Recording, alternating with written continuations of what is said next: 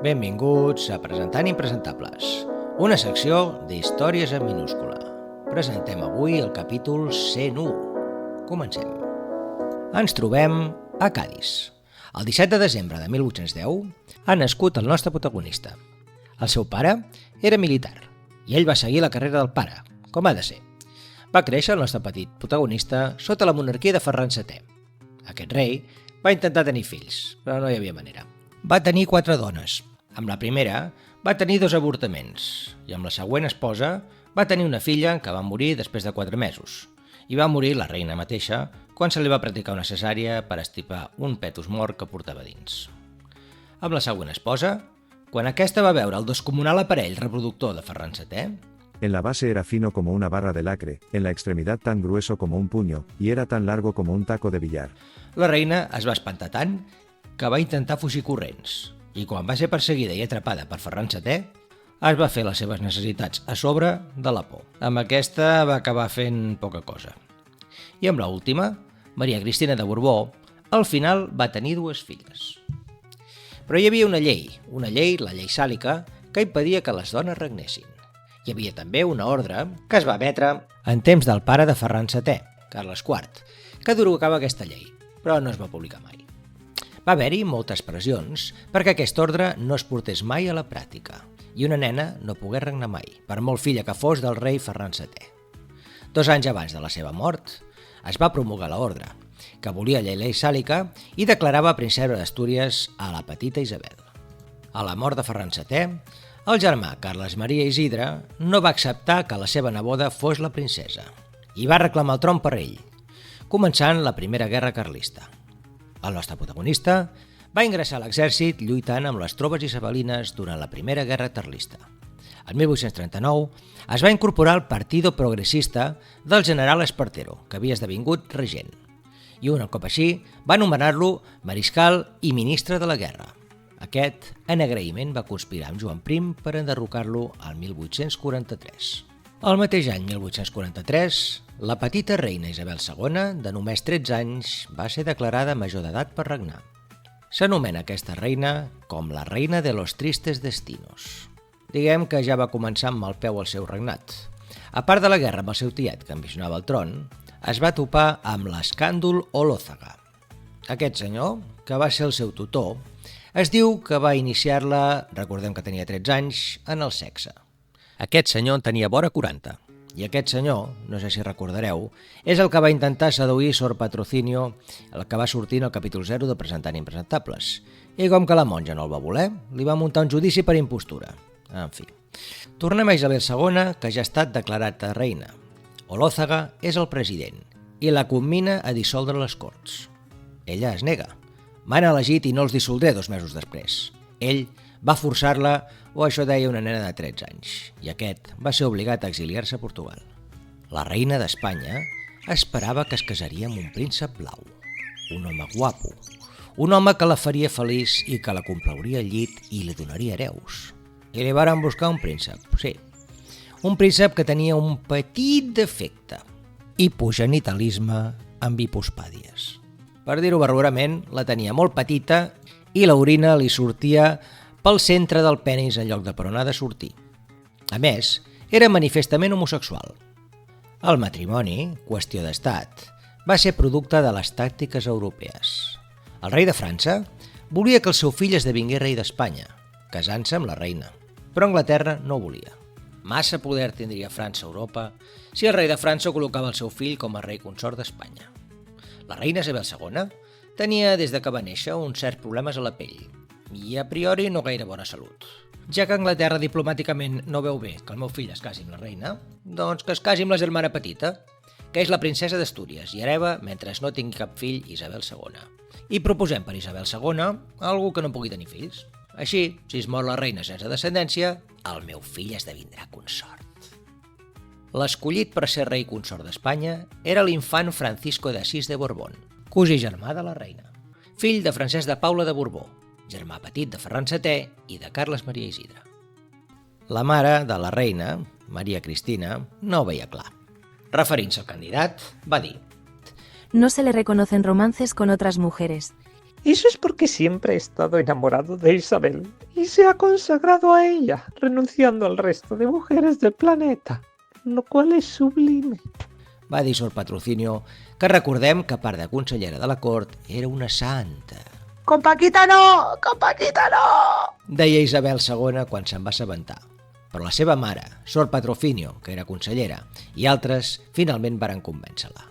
¿Qué se puede esperar de un marido que en la noche de bodas tenía más encajes en su ropa interior que yo? ¿Que si consumamos, tú qué crees? Va, diremos que sí. El fet és que a partir d'haver-se casat, la reina no va parar de col·leccionar amants. Li deien la Real Zorra. Un dels primers va ser el nostre protagonista. Ella l'anomenava el General Bonito. El rei consort, amb unes banyes que no passava per la porta, i la reina mare, passant per tot el personal de la cort, no paraven de dir-li a la reina que havia de fer vida matrimonial, que havia de deixar-se d'aventures. La reina, rabiosa, deia: ¿Qué pasa? ¿Soy la reina y soy la que menos cosas puede hacer? Deia la reina això referint-se a la seva mare, que era la primera que 2 mesos després de quedar-se a viure de Fedant VII ja va començar a festejar secretament amb un guàrdia de corps anomenat Fernando Muñoz. La gent anomenaria Fernando Muñoz amb sorna Fernando VIII. Quan feia més de 2 anys que la història entre el nostre protagonista i la reina durava, el rei consort li va presentar un ultimàtum a la reina. Si no se destierra este general que tienes como amante, no volveré a estar contigo. Cuando tú estés en Aranjuez, yo estaré en el Palacio Real. Y cuando tú estés en el Palacio Real, yo estaré en la granja de Sant Ildefonso. És el que fa tenir molts palaus. Finalment, el nostre protagonista va ser nomenat capità general de Granada. La reina estava desolada, però no li va durar gaire. 9 amants tindria la reina i el nostre home només seria capità general. Res més. Les possibilitats de progressar s'havien estancat. Varen anar passant els anys i la monarquia d'Isabel II semblava més un circ que una altra cosa. Va tenir 2, diguem-ne, espadones, és a dir, generals, que varen acaparar tot el poder, mentre que la reina anava de festa en festa, de man en amant. Quan es trobava en estat de bona esperança i el seu marit no havia fet res, aquest li demanava explicacions i ella li contestava: A ver, cariño, ¿tú no crees en los milagros? ¿Es que nuestro Señor no fecundó a la Virgen sin que San José tuviera que hacer nada? Pues lo mismo, hasta luego, querido primo. El nostre home va ser ambaixador de París el 1856 i capità general de Cuba del 1859 al 1862, però d'aquí no passava. De les relacions afectives amb la reina no hi havia res des de que va ser traslladat a Granada el 1848. A la mort dels principals veladors militars de la reina, els espadones, com hem dit, que eren els generals o Narváez o O'Donnell, la reina i la monarquia que encarnava estaven a un nivell sota zero. El general Topete, el general Prim i finalment el nostre protagonista varen sublevar-se a 1868, vencent les tropes de la reina a la batalla d'Alcolea i havent de marxar la reina a l'exili. El nostre home va ser nomenat president del govern provisional. I l'any següent, regent provisional. De tota manera, el regent no tenia poder efectiu. El poder era detentat pel president del govern, que era el general Prim. Aquest va dedicar-se a buscar un nou rei per tota Europa. Finalment, el va trobar com a candidat el futur rei Amadeu de Savoia. Molt bonic! O sigui que jo deixaré de ser el regent perquè hi haurà un rei i no seré res. I aquest xixarel·lo d'en Prim seguirà sent president del govern de moment amb el nou rei. El nostre protagonista no va dir res públicament, però 27 de setembre de 1870. Després d'una sessió de les Corts, el president del govern, el general Prim, puja al seu cotxe de cavalls oficial. L'endemà haurà d'anar a Cartagena a rebre el nou rei. El carruatge passa per la calle del Turco, actualment carrer del Marquès de Cubes, a Madrid. 3 carruatges bloquegen el de Prim i uns individus armats amb trabucs varen obrir foc després d'encercar el vehicle. Els trets varen ser boca de canó sobre Prim i els altres 2 ocupants. El general va rebre ferides a l'espatlla, al braç esquerre i a la mà dreta. Prim va ser portat al Ministeri de la Guerra. Va entrar-hi pel seu propi peu. Allà hi havia el nostre protagonista, que encara era el regent.